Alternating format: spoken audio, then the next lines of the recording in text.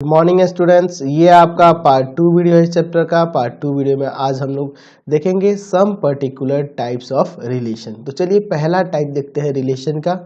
पहला है आपका इम्प्टी रिलेशन, यानी कि वॉइड रिलेशन। इम्प्टी और वॉइड मतलब कि खाली, उसमें एक भी एलिमेंट मौजूद ना हो। तो यहाँ लिखा है डेफिनेशन की a relation R in a set A, एक रिलेशन आर है किसी सेट ए में, is called an empty relation. उसको इम्प्टी रिलेशन कब कहेंगे? इफ नो एलिमेंट, देख रहे हैं ना, no element of A is related to any element of A, यानी कि ए का कोई एलिमेंट नहीं रिलेटेड हो ए से। And we denoted such a relation by phi. Phi मतलब कि एक भी एलिमेंट मौजूद ना, फाई मतलब इम्प्टी सेट कहा जाता है ना, यानी कि उसमें एक भी एलिमेंट मौजूद नहीं हो।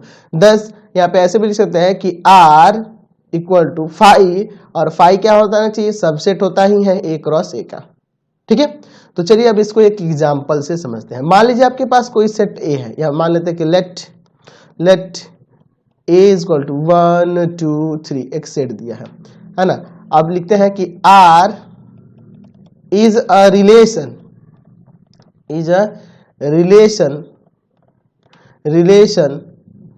इन अ सेट ए। अच्छा, इन अ सेट ए का मतलब है ना कि आर जो होना चाहिए वह सबसेट होना चाहिए ए क्रॉस ए का। इन ए रिलेशन या ऑन ए रिलेशन का मतलब यही आपको समझाए थे। ठीक है, तो ये कैसा सेट है, ये कैसा रिलेशन है? तो आर इक्वल टू यहाँ पे दिया हुआ है इस तरह से ए कॉमा बी, ऑर्डर पेयर के फॉर्म में, और जहां कह रहा है कि ए माइनस बी का डिफरेंस जो है 5 है ना। ए माइनस बी का डिफरेंस जो है 5 है, और यहाँ ये भी लिख देते हैं कि a B belongs to set A. ठीक है, तो क्या इसमें ऐसे कोई भी इसमें से ले लीजिए, ए और बी कहां से बिलोंग कर रहे हैं? ए से। तो इसमें से कोई भी दो एलिमेंट लेकर उनका डिफरेंस 5 आ सकता है, ऐसा कोई पेयर बन सकता है। आप ले लो, 1 में से 1 घटाओगे 0 आएगा, 1 में से 3 घटाओगे -2 आएगा, 1 में से 2 घटाओगे आपका -1 आएगा। तो इस तरह से कोई भी ऐसा नहीं हो सकता है। That means R is equal to क्या है जी? फाई है, यानी ये नॉन एम्प्टी सेट के फॉर्म में आ रहा है। दैट मीन्स यह जो है आर, यह आर रिलेशन जो डिफाइन हो रहा है यहाँ पे, यह एक एम्प्टी रिलेशन है, वॉइड रिलेशन है, क्योंकि इसमें एक भी एलिमेंट ए से रिलेटेड नहीं है। समझ गए? दैट मीन्स ये वॉइड रिलेशन है। चलिए एक और एग्जांपल लेके यहाँ पे समझ लेते हैं। ये तो आपका पहला एग्जांपल हो गया। दूसरा एक एग्जांपल ले लेते हैं। मान लेते हैं कि एक सेट ए दिया है, ए के एलिमेंट यहाँ पे मान लेते हैं 1 है, 3 है, 5 है, 7 है। अच्छा, फिर यहाँ लिखे R is a relation relation in a set A where R is given by, कैसे है आर कैसे गिवन कर रहा है? तो यहाँ पे लिख देते हैं एक्स वाई ऑर्डर पेयर में है, और यहाँ पे ये भी दे दे रहा है कि x plus y is an odd, है ना। एक्स और वाई क्या होना चाहिए? ऑड होना चाहिए, और यह एक्स वाई बिलोंग कर रहा है ए से। तो इसमें कोई भी ऐसे दो नंबर्स ले लीजिए, आपको पता ही है कि दो ऑड नंबर का सम हमेशा इवन ही आता है, तो ये कभी ऑड आएगा जी? नहीं आएगा। दैट मीन्स यहाँ भी जो रिलेशन है यह आपका कैसा रिलेशन है जी? एम्प्टी रिलेशन है, वॉइड रिलेशन है। क्योंकि ऐसा इसमें कोई भी दो नंबर से कोई ले सकते हैं जी जिनको जोड़ने पे इवन ऑड आ जाए, हो सकता है? नहीं हो सकता है, हमेशा इवन ही आएगा। दैट मीन्स यह भी आपका एम्प्टी रिलेशन है, वॉइड रिलेशन है। अब एम्प्टी रिलेशन को एक और तरीके से समझ लीजिए। यहाँ जो हम एम्प्टी रिलेशन देख रहे हैं, इन ए सेट ए देख रहे हैं, ऐसा नहीं है। हम लोग ऐसे एम्प्टी रिलेशन को ऐसे भी देख सकते हैं, ए रिलेशन आर इन, है ना, इन ए सेट ए छोड़कर हम लोग ए टू बी, है ना, R is the subset of A cross B, ये वाला पढ़े थे ना हम लोग। तो ए क्रॉस बी का अगर सबसेट होगा और वो एम्प्टी रिलेशन होगा, तो उसको कैसे पढ़ेंगे जी? तो उसको पढ़ेंगे कि रिलेशन आर जो है ना, रिलेशन आर ए से बी में एक एम्प्टी रिलेशन है। तो इसको भी थोड़ा समझ लें तो बेहतर रहेगा हमारे लिए। ठीक है, जैसे मान लीजिए तीसरा यहाँ पे एग्जाम्पल ले लीजिए। लेट ए इक्वल टू एक सेट दिया है 1 2 3, ठीक है, 1 2 3 दिया हुआ है, और एक बी सेट दिया है, इसके एलिमेंट यहाँ पे हम लोग मान लेते हैं 4 5। ठीक है, अच्छा, R is a relation relation from A to B, A to B, है ना, वहां इन ए सेट ए, यहां है ए टू बी, तो ए टू बी का मतलब ये ना होता है जी कि आर सबसेट हो ए क्रॉस बी का, ठीक है। तो दोनों में थोड़ा सा फर्क है, तो इस चीज को आप लोग ध्यान रखेंगे, ठीक है। तो हम लोग इन ए रिलेशन ए पढ़े थे, है ना, R is a relation in a set A देख रहे थे। अब ए टू बी को समझते हैं एग्जांपल लेके, ठीक है। तो यह एग्जांपल हो जाएगा आपका। अब यहाँ पे एक रिलेशन आर जो है वो कुछ इस तरह से है, x comma y order pair है, और ये एक्स वाई जो है ना जी, x plus y is equal to, x plus y is equal to, यहाँ पे मान लेते हैं कुछ भी मान लिया जाए, मान लीजिए यहाँ पे हम लोग ले लेते हैं 9 ले लेते हैं, ऐसा लेंगे कि इनको जोड़ने पे 9 किसी का भी पेयर में नहीं है, ठीक है। तो कोई भी ऐसा पेयर नहीं दिखेगा जिसमें जोड़ने पे 9 है, और यहाँ लिख देंगे कि x बिलोंग्स टू a और y बिलोंग्स टू b। तो ऐसा कोई पेयर दिख रहा है जी इसमें और इसमें, जैसे इसमें सबसे बड़ा ही ले लीजिए 3, इसमें भी सबसे बड़ा ले लीजिए, तो 5 3 8 ही होगा, 9 तो नहीं ना आएगा, ठीक है। तो ये भी आपका वॉइड रिलेशन है, ये भी आपका वॉइड रिलेशन है। तो ये रिलेशन कैसा है वॉइड रिलेशन, तो यह रिलेशन ए टू बी में है, ए टू बी में वॉइड रिलेशन है, और इसके पहले वाले एग्जांपल थे वो क्या था, इन ए सेट ए था, ठीक है। तो दोनों में ज्यादा का फर्क नहीं है, इस चीज को आप लोग ध्यान रखिएगा। अब बात करेंगे हम लोग यूनिवर्सल रिलेशन के बारे में। तो a relation R in a set A is called a universal relation if each elements of A is related to every element of A, यानी कि ए का हर एक एलिमेंट ए के साथ रिलेटेड हो। यानी कहने का मतलब कि आर जो होगा ना, आर वह रिलेशन होगा जहां ए क्रॉस ए के सभी एलिमेंट मौजूद हो, यानी कि आर वो ए क्रॉस ए के बराबर ही होगा। कहने का मतलब यूनिवर्सल रिलेशन वैसे रिलेशन को कहते हैं जिसमें उसके कार्टेशियन प्रोडक्ट के सभी एलिमेंट वहां पे होने चाहिए, समझ गए। यानी कि ए क्रॉस ए जो होगा वह सबसेट ही होगा ए क्रॉस ए का, ये तो आपको पता ही है, ठीक है। तो इसमें जो होल आ जाएगा ना ए क्रॉस ए, वही आपका यूनिवर्सल रिलेशन हो जाएगा। जैसे मान लीजिए ए बराबर दिया गया है एक सेट 1 2 3, अब रिलेशन आर क्या होगा जी, तो रिलेशन आर यहाँ पे इस तरह से होना चाहिए 1 1 1 2 1 3 2 1 2 2 2 3 3 1 3 2 3 3। तो यहां देख रहे हैं सारे क्या है जी, ए क्रॉस ए के ही एलिमेंट है, ए क्रॉस ए के एलिमेंट सारे हैं। दैट मीन्स ये जो रिलेशन है ये आपका यूनिवर्सल, यूनिवर्स का मतलब होता है होल, है ना जी, पूरा। तो ये आपका यूनिवर्सल रिलेशन है आर, किस में, तो इन ए सेट ए में, इन ए सेट ए में। अगर यही हम लोग यहाँ पे देखें इस तरह से एक यूनिवर्सल रिलेशन, एक सेट ए ले लेते हैं जिसका एलिमेंट है 1 2 3, और एक सेट बी ले लेते हैं जिसका एलिमेंट है 4 और 5। तो यहाँ पे अगर हम आर सेट आर तुम्हारा रिलेशन है उसके बारे में बात करें, तो यहाँ पे आप 1 4 1 5 2 4 2 5 3 4 3 5। तो इसमें क्या देख रहे हैं जी, यहाँ ए क्रॉस बी के, है ना, हर एक एलिमेंट मौजूद है, हर एक एलिमेंट यहाँ पर है।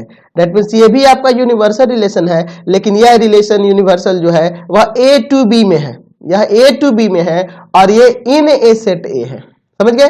चलते हैं अगले टाइप पे। चलिए अगला टाइप देखते हैं हम लोग, आइडेंटिटी रिलेशन। आइडेंटिटी रिलेशन क्या कहलाता है, यानी लिखे द रिलेशन आई। देखिए आइडेंटिटी रिलेशन को हम लोग आई और बेस में ए दिए हैं, ये सेट ए के लिए डिनोट किए हैं, ठीक है। तो आइडेंटिटी रिलेशन को हमेशा याद रखेंगे आई से ही हम लोग डिनोट करते हैं, ठीक है। तो द रिलेशन आई किस तरह से है, ए कॉमा ए, यानी यह दोनों जगह सेम ही है, ए कॉमा ए बिलोंग्स टू ए, ये ए एलिमेंट किससे मिला है, सेट ए से मिल रहा है, is called identity relation on A. इसको क्या कहेंगे, आइडेंटिटी रिलेशन कहेंगे सेट ए पर, ठीक है। चलिए तो यहां से समझते हैं, इसका एग्जांपल लेके। मान लीजिए कोई सेट ए दिया है जिसका एलिमेंट आपके पास पता है जिसका एलिमेंट है आपका 1 2 3 4। तो इसकी आइडेंटिटी रिलेशन की बात करेंगे तो इसमें ए के साथ ए ही मौजूद होना चाहिए, देख रहे हैं ना, सेम दोनों जगह। यानी कहने का मतलब है कि यहाँ कुछ इस तरह से एलिमेंट मौजूद होने चाहिए, 1 1 2 2 3 3 4 4, ये आपका आइडेंटिटी रिलेशन हुआ, समझ गए। आइडेंटिटी रिलेशन में ये सारे, यानी कि यहाँ देख रहे हैं ना, ए जो है ए एलिमेंट वो बिलोंग कर रहा है ए से, तो यहाँ देखिए ये इसके ये जो एलिमेंट है ये सब इसी से बिलोंग कर रहे हैं, ठीक है। और दोनों जगह सेम होना चाहिए, ये भी ध्यान रखना होगा। तो आइडेंटिटी रिलेशन में यहाँ जो एलिमेंट होगा उसका इमेज भी वही होगा, ठीक है ना। ये दोनों सेम होने चाहिए, दैट मीन्स ये आइडेंटिटी रिलेशन कहलाएगा, ठीक है। अब आपके मन में उठेगा कि क्या सर यह यहाँ पे हम एक रिलेशन दिखा रहे हैं, यह रिलेशन क्या आइडेंटिटी है, 1 1 2 2 3 3, क्या यह आइडेंटिटी रिलेशन है? तो नहीं, ये बिल्कुल आइडेंटिटी रिलेशन नहीं है। अब इस सेट के लिए रिलेशन आइडेंटिटी रिलेशन नहीं है, इस ए सेट के लिए आइडेंटिटी रिलेशन नहीं है, क्योंकि इसमें 4 4 नहीं है, 4 4 नहीं है। तो इसमें आपको सबको देखना होता है, ठीक है, हर एक का पेयर बनना चाहिए। ये इसमें 4 4 नहीं है ना, 4 not related to 4, that means यह रिलेशन आइडेंटिटी नहीं है, यानी कि सबके लिए। चलिए अब कुछ वेरियस टाइप ऑफ रिलेशन को देख लेते हैं। ये सबसे इंपॉर्टेंट टॉपिक है इस चैप्टर का और इसी पे पूरा आपका चैप्टर बेस्ड है। तो चलिए पहला देखते हैं। यहाँ लिखे हुए हैं कि let A B a non empty relation. Non empty relation का मतलब सबको पता है कि उसमें कोई ना कोई एलिमेंट है। Then a relation R on a set A is said to be reflexive. उसको रिफ्लेक्सिव कब कहेंगे? If A belongs to R, यानी कि उसमें जो ये ए देख रहे हैं ना, ये बिलोंग्स करना चाहिए उस आर से। For each a belongs to A, यानी कि हर एक के लिए, ठीक है, हर एक एलिमेंट ए के लिए, हर एक एलिमेंट ए के लिए वह सेट ए से बिलोंग करना चाहिए, ठीक है। और यहाँ पे दैट इज यहाँ लिखे हुए हैं कि if a is related to a, for each a belongs to A. दोनों का मतलब एक ही है, ठीक है। अब इसको एक एग्जांपल से समझिए। मान लीजिए हमारे पास एक कोई सेट है ए, इसमें एलिमेंट आपके पास है 1 2 3। अब यहाँ पे हम कुछ रिलेशन लिखते हैं और उसके बाद हम लोग पता करेंगे कि वो रिलेशन रिफ्लेक्सिव है, सिमेट्रिक है, ट्रांजिटिव, सॉरी अभी रिफ्लेक्सिव के बारे में ही हम लोग बात करें। चलिए पहले देख लेते हैं रिफ्लेक्सिव है कि नहीं। R1 यहाँ पे हम लिखते हैं 1 1 2 2 3 3 3 3, ठीक है। R2 बराबर लिखते हैं 1 1 2 2 3 2 1 2। एक लिखते हैं R3 1 1 3 2 2 2 3 3। R4 1 1 1 2 3 4 2 2 3 3, ठीक है। अब इसमें हमें पता करना है कि कौन रिफ्लेक्सिव है, ठीक है, कौन रिफ्लेक्सिव है। चलिए इसके बारे में हम लोग यहाँ पे पता करते हैं।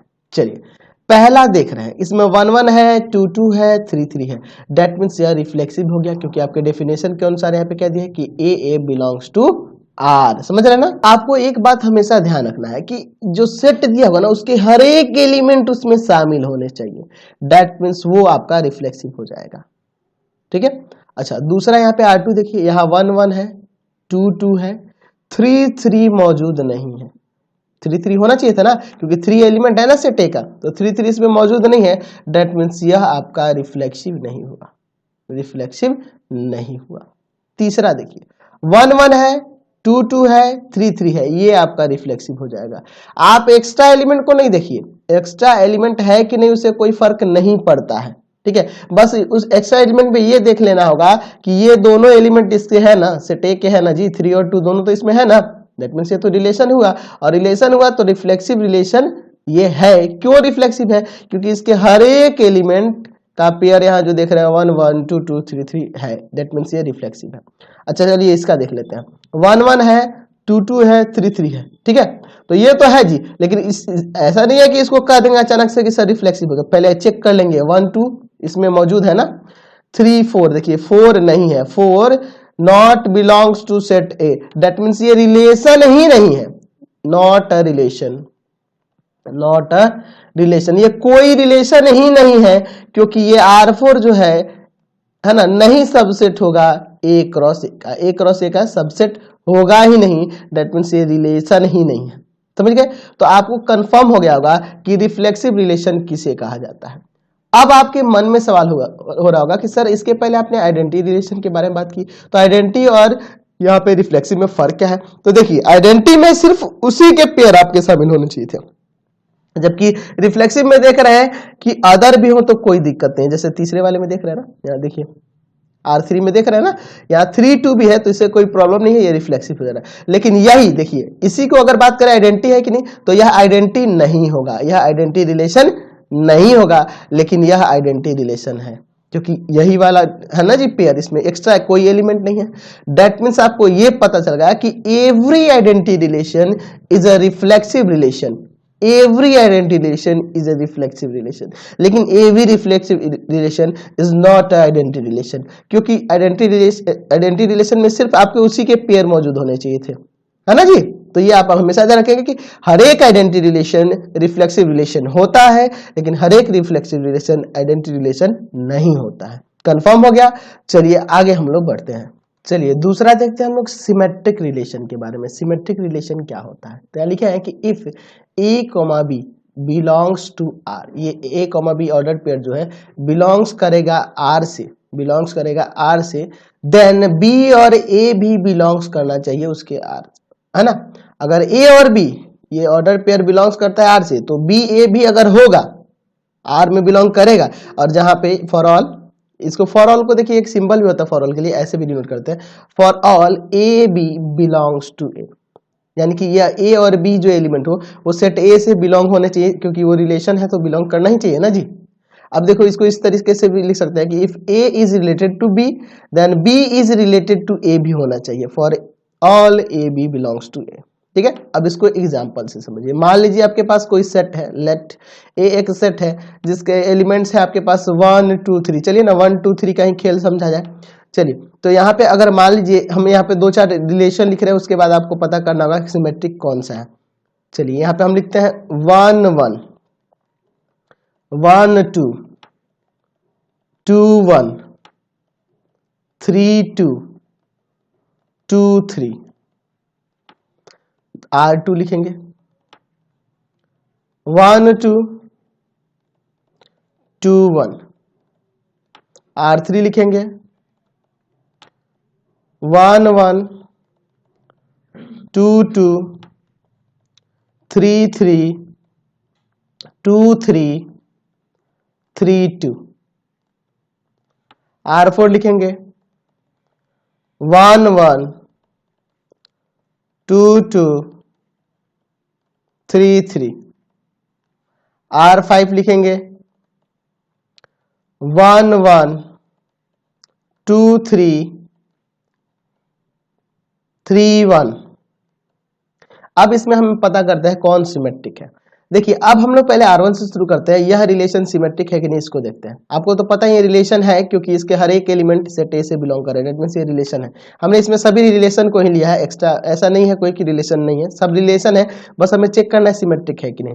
देखिए 1 1 है, तो अगर इसको देखिए यहाँ आप देख रहे हैं ना क्या है, ए और बी बिलोंग करेगा, तो इसको पलटने के बाद क्या होगा, बी ए वो भी बिलोंग करना चाहिए। तो यहाँ 1 1 है, पलटिएगा तो 1 1 ही आएगा, तो वो तो यही हो जाएगा। अगर 1 1 को पलटिएगा 1 1 ही आएगा, फिर वही वो तो यही कहलाएगा ना जी। दैट मीन्स ये तो है 1 2 है तो 2 1 इसमें देखिए वो भी है, 3 2 है तो 2 3 देखिए वो भी है। दैट मीन्स ये आपका क्या है जी, सिमेट्रिक रिलेशन है, यह आपका सिमेट्रिक रिलेशन है। तो आपसे पूछ दें कि ये बताइए ये रिफ्लेक्सिव है कि नहीं, तो आप कहिएगा कि नहीं रिफ्लेक्सिव नहीं है, यह रिफ्लेक्सिव नहीं है, क्योंकि देखिए इसमें 1 1 है, 2 2 नहीं है, 3 3 नहीं है, इसलिए ये रिफ्लेक्सिव नहीं है, बस सिमेट्रिक है। चलिए इसके बारे में बात करते हैं। 1 2 है 2 1 है, ये भी आपका सिमेट्रिक है। ठीक है, कहने का मतलब जो आप इसमें देखिएगा उसको पलटने के बाद भी वो होना चाहिए, वो ऑर्डर पेयर होना चाहिए। तो यहाँ 1 2 है, पलटेंगे तो 2 1 होगा, वो भी इसमें मौजूद है। दैट मीन्स ये आपका सिमेट्रिक रिलेशन है, रिफ्लेक्सिव तो हो ही नहीं सकता। चलिए इसके बाद में R3 के बाद आते हैं। 1 1 है, पलटेंगे 1 1 ही आएगा, 2 2 है, पलटेंगे 2 2 ही आएगा, 3 3 है, पलटेंगे 3 3 ही आएगा, 2 3 है, पलटेंगे 3 2 आएगा। आ जा रहा है ना, दैट मीन्स इसमें सबका हो रहा है, दैट मीन्स ये सिमेट्रिक है, सिमेट्रिक है। अब आप ये बताइए रिफ्लेक्सिव है कि नहीं, तो बिल्कुल रिफ्लेक्सिव भी है, क्योंकि 1 1 2 2 3 3 है, यह रिफ्लेक्सिव भी है और सिमेट्रिक भी है। अब आपसे पूछा जाए ट्रांजिटिव है कि नहीं, तो ये ट्रांजिटिव सॉरी ट्रांजिटिव के बारे में तभी नहीं देखे, हम लोग आइडेंटिटी के बारे में बात कर लेते हैं। तो आइडेंटिटी है कि नहीं, तो ये आइडेंटिटी नहीं है क्योंकि ये एक्स्ट्रा नहीं होने चाहिए थे। ठीक है, अब इसके बारे में बात करते हैं। 1 1 है, पलटेंगे 1 1 ही आएगा। 2 2 है, पलटेंगे 2 2 ही। 3 3 है, पलटेंगे 3 3 ही आएगा। ठीक है, तो यह सिमेट्रिक है, हाँ बिल्कुल सिमेट्रिक है, और रिफ्लेक्सिव तो है ही जी, और आइडेंटिटी भी है ना, रिफ्लेक्सिव भी है, सिमेट्रिक भी है और आइडेंटिटी भी। चलिए यहां देखिए 1 1 है, 2 3 है, 3 2 है ही नहीं, दैट मीन्स ये आपका सिमेट्रिक नहीं हुआ, सिमेट्रिक नहीं हुआ। रिफ्लेक्सिव की तो बात ही छोड़ दीजिए, आइडेंटिटी भी बात ही छोड़ दीजिए, वो कुछ नहीं हो सकता है। ठीक है, बस ये रिलेशन है। ठीक है, ये आपका रिलेशन है। आगे हम लोग अब ट्रांजिटिव के बारे में देखेंगे। ठीक है, चलिए तो अब अगला देखते हैं हम लोग ट्रांजिटिव क्या होता है। तो तीसरा आपका है ट्रांजिटिव। ट्रांजिटिव में देखिए यहाँ क्या लिखा है कि if A B belongs to R, यानी कि ए और बी का ऑर्डर पेयर बिलोंग्स करेगा आर से और बी सी भी बिलोंग करे आर से, तब होना चाहिए कि ए और सी भी बिलोंग करेगा आर से, for all a b c belongs to A. कहने का मतलब कि ए और बी बिलोंग्स करे आर से और बी एंड सी भी बिलोंग करे आर से, ये दोनों बिलोंग करेगा, उसके बाद ही आपको ढूंढना है जी कि ए और सी बिलोंग करना चाहिए आर से। ठीक है, यानी कहने का मतलब कि ए और बी, ए रिलेटेड है बी से और बी रिलेटेड है सी से, तब आपको उसमें ढूंढना होगा कि ए एंड सी भी रिलेटेड होगा, ए सी से रिलेटेड होगा। ठीक है, मतलब ये दोनों होने के बाद ही ये आपको देखना है। ठीक है, चलिए एग्जांपल समझिए। लेट हमारा वही सेट आ जाएगा, ए इज इक्वल टू 1 2 3। अब यहां पे कुछ हम लोग रिलेशंस ले लेते हैं। 1 1 2 3, ठीक है, फिर उसके बाद 3 2 2 2, R2 लेते हैं, यहाँ पे सिंपली 2 3 लिख देते हैं, R3 लिखते हैं, यहाँ पे 1 1 2 2 3 3 ले लेते हैं। एक R4 रिलेशन ले लेते हैं, उसमें आप एलिमेंट ले लो 1 1 2 3 3 2। अब इसके बारे में चर्चा करते हैं, ट्रांजिटिव है कौन सा रिलेशन। चलिए यहां देखते हैं। यहां देखिए 1 1 है, 1 1 है। अब 1 के साथ रिलेटेड कोई है और नहीं है, दैट मीन्स इसको भूल जाइए। यहां देख रहे हैं ना कि A रिलेटेड हो B से और B रिलेटेड हो C से, ये दोनों चीज होने के बाद ही तब आपको ये देखना है। तो जब यहाँ 1 1 के साथ रिलेटेड है तो आपको इसमें देखना होगा कि 1 और किसी से रिलेटेड है कि नहीं, तो नहीं है तो इसको भूल जाइए, आगे बढ़िए। 2 3 के साथ रिलेटेड है, 3 2 के साथ रिलेटेड है, देखना A B से रिलेटेड है, B C से रिलेटेड है। अब आपको A C का रिलेशन देखना होगा, समझ रहे हैं ना। यहाँ देख रहे हैं ना 2 रिलेटेड है 3 के साथ, 3 रिलेटेड है 2 के साथ, तो अब आपको देखना होगा कि 2 2 के साथ रिलेटेड है कि नहीं, तो यह भी है। दैट मीन्स यह जो R1 रिलेशन है यह आपका ट्रांजिटिव है। आगे भी आप चेक कर सकते हैं, 3 2 है, 3 2 है, 2 2 है, 3 2 एंड 3 रिलेटेड टू 2 और 2 रिलेटेड टू 2, तो ये आप 3 और 2 देखना होगा, तो 3 और 2 तो यही हो जाएगा। यहाँ देखिए 2 रिलेटेड है 2 के साथ, अब इस 2 के साथ फिर यहाँ पे 2 के साथ 3 का सम रिलेशन है, तो यहाँ अब आपको 2 और 3 का भी देखना होगा, तो 2 और 3 तो यही हो जाएगा। एक बार और देख लीजिए इसको, 2 2 है, फिर 2 3 है, तो आपको क्या देखना होगा, 2 3 देखना होगा डेफिनेशन के अनुसार, तो ये भी आपका मौजूद है। दैट मीन्स यह आपका क्या हो जाएगा, ट्रांजिटिव है। R2 की बात करें तो ये ट्रांजिटिव है जी, ये ट्रांजिटिव है। ट्रांजिटिव है क्यों, देखिए क्योंकि देखिए यहाँ 2 3 है, अब 3 के साथ किसी का रिलेशन होता तब ना आप ढूंढने जाते कुछ और रिलेशन, तो यहाँ जब ये अकेले ही है, इसमें किसी का रिलेशन की झमेला ही नहीं है, दैट मीन्स ये ट्रांजिटिव है। ये दोनों होने के बाद ना आपको तीसरा ढूंढना है, तो ये तो इसमें सिर्फ एक ही ऑर्डर पे है और यह और किसी कोई इसमें दिखाई ही नहीं रहा है, दैट मीन्स ये आपका ट्रांजिटिव है। यहां चलते हैं, 1 1 है, अब 1 के साथ किसी और का नहीं है रिलेशन, 2 यहाँ भी वही हाल है, यहाँ भी वही हाल है, दैट मीन्स ये ट्रांजिटिव है। मतलब ये दोनों होने के बाद ही आपको ये ढूंढना है, ठीक है। दैट मीन्स आपका R3 जो है ट्रांजिटिव रिलेशन है। ये देखिए ये ट्रांजिटिव हो गया। अच्छा बताइए तो ये सिमेट्रिक है, सिमेट्रिक भी है, वाह, और रिफ्लेक्सिव है, रिफ्लेक्सिव भी है, वाह, और आइडेंटिटी भी है, यानी कि ये चारों रिलेशन हो जा रहा है। अच्छा इसके बारे में बात करते हैं। 1 1 है, अब 1 के साथ कोई रिलेटेड नहीं है तो इसको भूलिए। 2 3 है, यहाँ 3 2 है, तो आपको 2 2 भी ढूंढना होगा, तो 2 2 नहीं बिलोंग कर रहा है, इस R4 से नहीं बिलोंग कर रहा है। दैट मीन्स यह जो है आपका एक ट्रांजिटिव रिलेशन नहीं है, यह ट्रांजिटिव रिलेशन नहीं है। तो क्लियर हो गया आपको रिफ्लेक्सिव क्या होता है, सिमेट्रिक क्या होता है, ट्रांजिटिव क्या होता है। चलिए अब आगे बढ़ते हैं हम लोग। चलिए तो लास्ट टॉपिक है हमारा, देख लेते हैं इसको भी, इक्विवेलेंस रिलेशन क्या होता है। A relation R in a set A is said to be an equivalence relation if it is reflexive, symmetric and transitive. मतलब कि कोई रिलेशन आर जो है उसको सेट ए में इक्विवेलेंस रिलेशन कब कहते हैं, जब वह रिफ्लेक्सिव हो जाए, सिमेट्रिक हो जाए और ट्रांजिटिव हो जाए। मतलब जब वो तीनों होगा ना, दैट मीन्स वह इक्विवेलेंस रिलेशन कहलाएगा। अब इसका एग्जांपल क्या होगा जी, तो चलिए एक सेट लेते हैं फिर से। तो हम लोग वही वाला खेल खेलते हैं, फिर से हमारा सेट है 1 2 3 उसके एलिमेंट है। चलिए तो यहाँ पे हम लोग एक आर रिलेशन ले रहे हैं और देखेंगे कि ये रिफ्लेक्सिव हो जा रहा है, सिमेट्रिक हो जा रहा है और ट्रांजिटिव हो जा रहा है। क्यों हो रहा है? 1 1 2 2 3 3 1 2 2 1। ठीक है, अब यहाँ पे हमें पता करना है कि यह रिफ्लेक्सिव, सिमेट्रिक, ट्रांजिटिव है कि नहीं। चलिए यहाँ देखिए, पहले तो ये तीनों है, 1 1 है, 2 2 है, 3 3 है, दैट मीन्स ये रिफ्लेक्सिव हो गया। सिमेट्रिक की बात करें, इसको पलटेंगे, इसको पलटेंगे, इसको पलटेंगे, यही सब आएंगे, इसको पलटिएगा तो ये आ जाएगा। अच्छा चलिए सिमेट्रिक हो गया। ट्रांजिटिव की बात करते हैं, 1 1 है, 1 2 है, तो फिर 1 और 2 का पेयर देखेंगे, यहाँ है। 2 2 है, फिर 2 1 है, तो यहाँ भी अब 2 और 1 का देखेंगे, ये भी है। 3 3 है, 3 के साथ कोई रिलेटेड नहीं, इसको भूल जाइए। चलिए 1 2 है, फिर यहाँ 2 1 है, तो फिर 1 1 भी होना चाहिए, ये भी है। दैट मीन्स यह ट्रांजिटिव है। दैट मीन्स यह रिलेशन रिफ्लेक्सिव, सिमेट्रिक, ट्रांजिटिव है। इसलिए R is an equivalence relation, यानी इक्विवेलेंस रिलेशन होने के लिए वह रिफ्लेक्सिव, सिमेट्रिक एंड ट्रांजिटिव तीनों होना चाहिए। तो यही थे आज के टॉपिक, आपका यह टॉपिक खत्म हो गया। अब हम लोग चैप्टर में एंट्री करने वाले हैं, हम लोग अब एक्सरसाइज में जाने वाले हैं।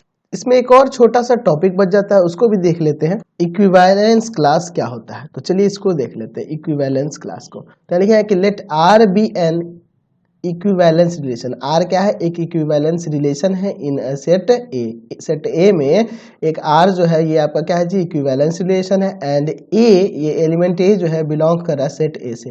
Then the set of all those elements of A, मतलब कि उन सभी एलिमेंट्स का सेट जो सेट ए में मौजूद है विच इज रिलेटेड टू, जो ए से रिलेटेड हो, is called equivalence class determined by A and it is denoted by, ये देखिए बड़े वाले ब्रैकेट के अंदर, ठीक है, बिग ब्रैकेट के अंदर A लिख देते हैं। तो ये आपका क्या कहलाएगा? Equivalence class A। और इसका इक्विवेलेंस क्लास A को कैसे हम लोग डिफाइन कर सकते हैं? तो यह इक्विवेलेंस क्लास A जो होगा वह सेट A के सभी एलिमेंट होंगे, वो सारे एलिमेंट होंगे जहाँ B जो बिलोंग करेगा A से, और यह order pair A, B belongs to R होना चाहिए। अब इसको एग्जांपल से समझते हैं।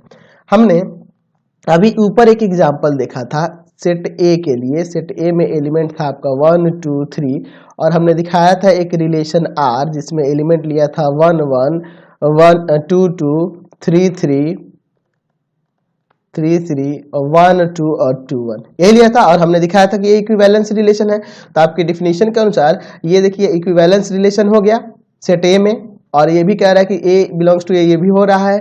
Then the set of all those elements of A which related to a is called the equivalence class determined by a and denoted by a. चलिए अगर मान लीजिए हम यहाँ पे ए के जगह पे 1 ले लेते हैं, तो 1 का इक्विवेलेंस क्लास क्या होगा? तो आपको यहाँ देखना होगा 1 यहाँ पे है, इमेज को आपको देखना है, ठीक है जी, इमेज को देखना। 1 यहाँ है, और कहाँ है 1 यहाँ है। तो इसका जो इसका क्या होगा जी इक्विवेलेंस क्लास? तो इसकी इक्विवेलेंस क्लास में 1 किसके साथ रिलेटेड है? 1 के साथ। और किसके साथ रिलेटेड है? 2 के साथ। तो इसका इक्विवेलेंस क्लास आपका 1 और 2 हो जाएगा। 1 का इक्विवेलेंस क्लास 1 और 2 हो जाएगा। अगर हम यहाँ पे कह दें कि 2 का इक्विवेलेंस क्लास, 2 का इक्विवेलेंस क्लास क्या होगा? तो देखेंगे यहाँ पे 2 है, यहाँ पे 2 है, तो इसका इक्विवेलेंस क्लास में कौन कौन से एलिमेंट आ जाएंगे? तो यहाँ सेट में आ जाएगा 2 और 1, या 1 और 2 भी लिख सकते हैं, कोई दिक्कत नहीं। 2 1 लिखिए चाहे 1 2 लिखिए, एक ही बात है। तो यहाँ पे भी 1 2 आ गया, यहाँ पे भी 1 2 आ गया। तो दो इक्विवेलेंस क्लास है ना, दो इक्विवेलेंस क्लास आइडेंटिकल भी हो सकते हैं, जैसे यहाँ पे देखिए दोनों जगह सेम हो जा रहा है, मतलब आइडेंटिकल भी हो सकते हैं और डिसजॉइंट भी हो सकते हैं। ऐसा नहीं है कि इक्विवेलेंस क्लास, दो इक्विवेलेंस क्लास सेम हो जाएंगे, ये जरूरी नहीं है, ये आपको ध्यान रखना होगा। ये आइडेंटिकल भी हो जाएंगे यानी सेम भी हो जाएंगे, और ये आपके डिसजॉइंट भी हो सकते हैं, ठीक है, डिफरेंट भी हो सकते हैं और सेम भी हो सकते हैं। तो ये चीज आपको ध्यान रखना होगा। तो ये आपका टॉपिक कंप्लीट हो गया।